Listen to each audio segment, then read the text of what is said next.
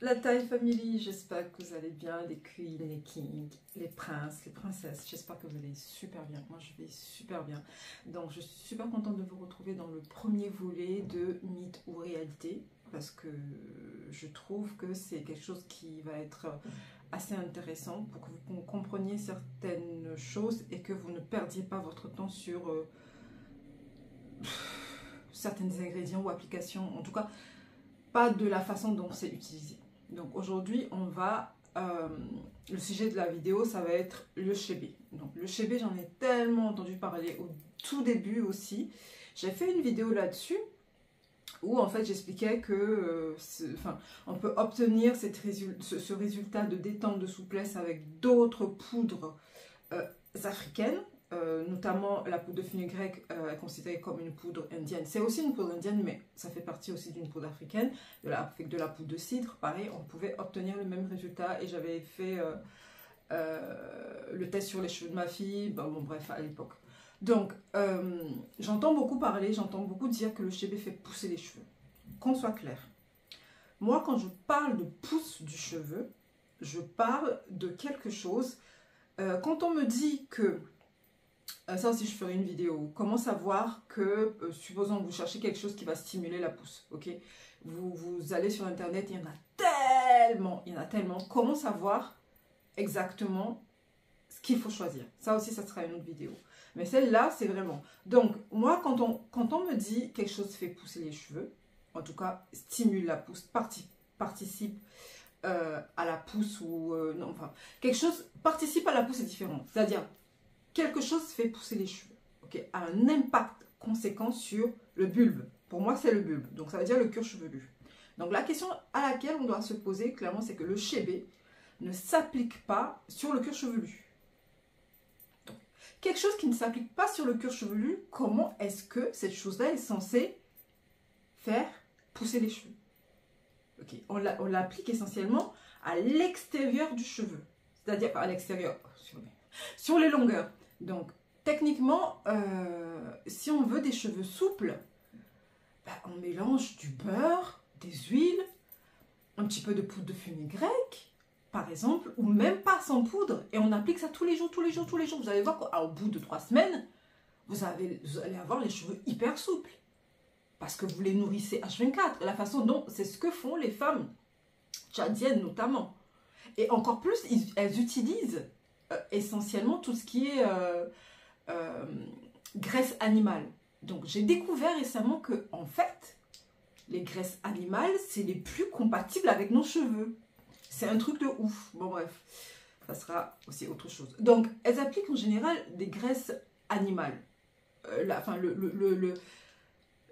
Comme les peuls. Les peuls, par exemple, elles vont appliquer de la graisse issue de la crème de lait. Elles vont l'appliquer sur leur chevelure. J'ai compris pourquoi. Hein, parce qu'elles avaient des cheveux aussi souples. Bon, bref, c'est un autre truc. Vous allez comprendre pourquoi. Mais c'est compatible. C'est tellement compatible avec, je pense, les céramides qui se trouvent en dessous des écailles que, waouh, l'hydratation, ça n'a rien à voir avec les beurres végétaux. Je vous assure, ça n'a rien à voir avec les beurres végétaux. Donc, bref, si vous faites exactement le même protocole qu'elles font sans le chébé, vous allez avoir le même résultat. Clairement. Bon, en tout cas, c'est ce que j'ai eu sur les cheveux de ma fille à l'époque. Je vous parle d'il y a 5 ans de cela.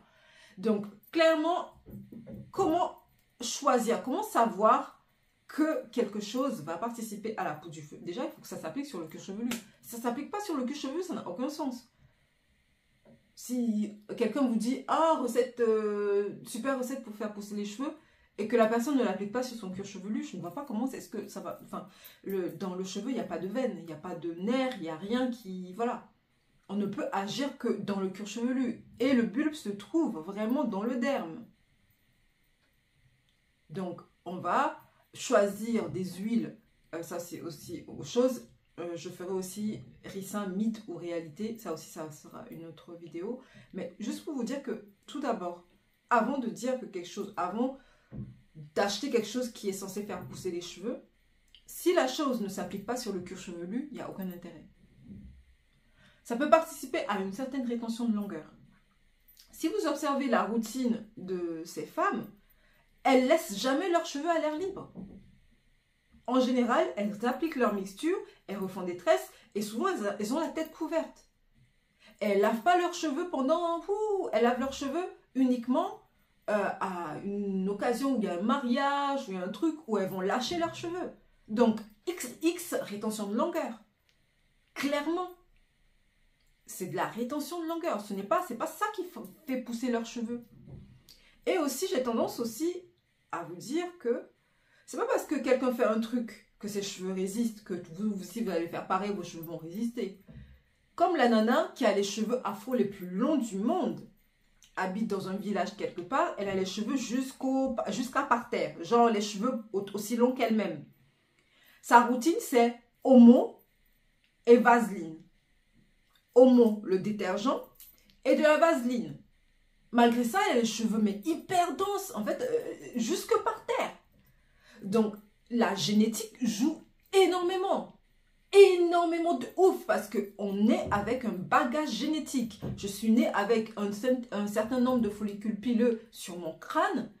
Ma fille, elle est née avec un certain nombre de follicules pileux sur son crâne. Et directement, moi, je le vois. C'est le nombre de follicules pileux qu'elle a sur le crâne, ce n'est pas ce que j'ai, moi. Et je ne vais pas créer, ce n'est pas possible que de créer d'autres follicules pileux, parce que les follicules pileux sont déjà là. C'est comme si vous êtes, toute femme née avec un certain nombre d'ovocytes. C'est-à-dire, vous êtes déjà programmé, ou le nombre d'ovules que vous allez programmer toute une vie est déjà là. Vous n'allez pas réinventer, vous n'êtes pas Dieu, clairement. Donc, au niveau du cuir chevelu, tout ce qu'on peut faire, c'est, si, supposons, tu as 100 follicules pileux sur la tête, c'est faire en sorte que tous ces sons-là produisent des cheveux. Et en général, ce qui arrive, c'est que à peine 70 produisent des cheveux. À peine, il y en a même la moitié produit des cheveux parce qu'on est en carence, parce qu'on ne fait pas attention à notre alimentation, parce qu'on vit dans un monde de stress de dingue et que on ne nous a pas appris à nous étudier, à avoir cette qualité interne de vie, cette mode zen attitude en toutes circonstances. On ne nous apprend pas ça. On nous apprend plus à s'intégrer directement dans la société nous sommes tous fous, d'une façon ou d'une autre. Quelqu'un a dit que la Terre était un asile ouvert, clairement. Mais on ne nous apprend pas comment... En fait, c'est un truc de ouf. Vous allez trouver ça bizarre, mais ce n'est pas tant que ça bizarre. Je découvre de plus en plus quand je vous dis que vos cheveux nous vous parlent. Les cheveux, ce n'est pas que des cheveux. Les cheveux reflètent votre âme, votre esprit, votre corps. Comment ils sont, leur état, c'est exactement ça. Quand vous êtes zen, en permanence, pas en permanence, mais la plupart du temps, vous allez le voir sur vos cheveux. Quand vous êtes en carence, vous allez le voir sur vos cheveux. Récemment, j'ai trouvé sur Instagram, d'ailleurs, je vais faire le test, je ne sais pas encore quand. L'entreprise prend un cheveu, des cheveux, vous allez l'envoyer à l'entreprise et l'entreprise est capable de vous dire de quoi vous êtes carencé. Vous ne trouvez pas ça ouf, de dingue? Moi, je trouve ça juste extraordinaire. Ne serait-ce que quand on écoute nos cheveux, quand on les observe, on sait directement, intuitivement, si quelque chose va bien ou va pas bien. En fait, ça nous sert de repère interne. Donc voilà. Donc après, c'est à vous de décider. Moi, clairement, le chébé, je ne l'ai jamais utilisé parce que je ne voyais pas l'intérêt de l'utiliser, clairement. Et quand je vois le protocole des femmes, c'est normal qu'elles aient les cheveux hyper longs. En tout cas, leur génétique permet qu'elles aient les cheveux hyper longs. C'est normal qu'elles les aient parce qu'elles font tout le temps des tresses. Elles sont H24, cheveux protégés, pas de rayons ultraviolets qui va abîmer la chevelure. D'ailleurs, les perruques de nos ancêtres ont été fabriquées de base pour ça. Les perruques, quand ils portent des perruques, parce qu'ils ont compris que les rayons ultraviolets peuvent abîmer la kératine, le vent, tout ce que, voilà, tous les facteurs externes, la pollution, tout ça. De nos jours, à l'époque c'était pas ça, mais ultraviolet pouvait abîmer la kératine. C'est pour ça que souvent portaient des perruques. Mais ce n'est pas pour cacher leurs cheveux ou quoi que ce soit, au contraire c'était pour les protéger. Sur ce, j'espère que cette vidéo a été instructive. Donc, à chaque fois, je ferai une vidéo sur les critères, ce que vous deviez tenir compte quand vous voulez vraiment acheter un produit, quelque chose qui va faire réellement, qui va avoir une incidence sur le bulbe. Déjà, il faut commencer par, il faut que ça s'applique sur le cuir chevelu. Et il faut que ça soit focus là-dessus. Un soin qui fait à la fois pousser les cheveux, à la fois hydratant, à la fois ceci, à la fois cela, au final, il ne sera pas vraiment efficace. C'est comme si quand vous êtes focus sur quelque chose, vous l'êtes.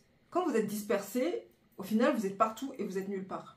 Donc, c'est clairement exactement ça dans l'idée d'un cosmétique. En tout cas, un cosmétique doit être focus. Un cosmétique, s'il est destiné à une hydratation intense, il fait que ça. Et il est efficace que pour ça. Un cosmétique, s'il est destiné à la pousse, en tout cas à la stimulation du bulbe, et réveiller les bulbes dormants, il va faire que ça. Il ne peut pas faire autre chose. Et ce type de cosmétique, il va être utilisé uniquement au niveau du cuir chevelu. Son rôle va être de stimuler la circulation sanguine, de réveiller les follicules pileux dormants et d'allonger les phases du cheveu. Souvent, quand on a une alopécie, surtout l'alopécie androgénétique, ce qui arrive, c'est que, au fur et à mesure, les phases du cheveu se rétrécissent et on arrive à un amincissement du bulbe. Donc, les soins pour notamment l'alopécie et pour la pousse, en tout cas, le pire, c'est l'alopécie androgénétique. Un soin pour l'alopécie androgénétique, enfin, un cosmétique destiné à stimuler, en tout cas destiné à l'alopécie androgénétique, sera plus qu'un cosmétique. Ça va être carrément un médicament parce qu'il faut qu'il rentre dans le derme. Donc, alors que la définition en soi-même du produit cosmétique, c'est toute substance qui reste à la surface de l'épiderme, quoi. Il ne doit pas pénétrer jusqu'à la circulation sanguine. Donc, c'est comme le minoxidil, par exemple. Le minoxidil, c'est considéré comme un médicament parce que c'est un vasodilatateur, il va arriver jusqu'au derme. C'est un exemple. Mais bon, pour combien de temps? Jusqu'à quand? Jusqu'à ce qu'on le lâche et qu'à un moment donné, on finit par lâcher le minoxidil parce que ça a tellement d'effets secondaires. Bon, bref, c'est un autre cas. Mais je comprends parfaitement la douleur qu'on peut ressentir. On peut pas comprendre. Vous voyez, quand avant on me disait que les Thaïlandais qui perdaient leurs cheveux venaient vers moi, je comprenais.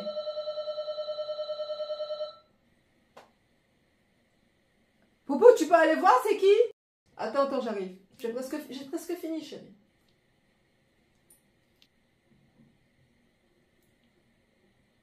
Excusez-moi, on a été interrompu. J'attends des colis avant de partir au labo. Donc...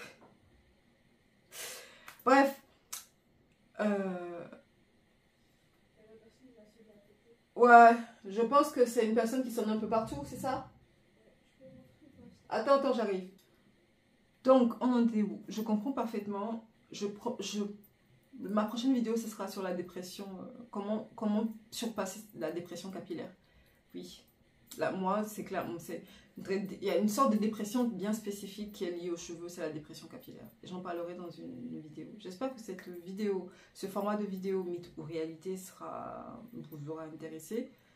Si ça vous intéresse, n'hésitez pas à me le dire. Comme ça, je ferai des vidéos comme ça, par exemple, l'huile de ricin, mythe ou réalité. Est-ce que l'huile de ricin, réellement, fait pousser les cheveux?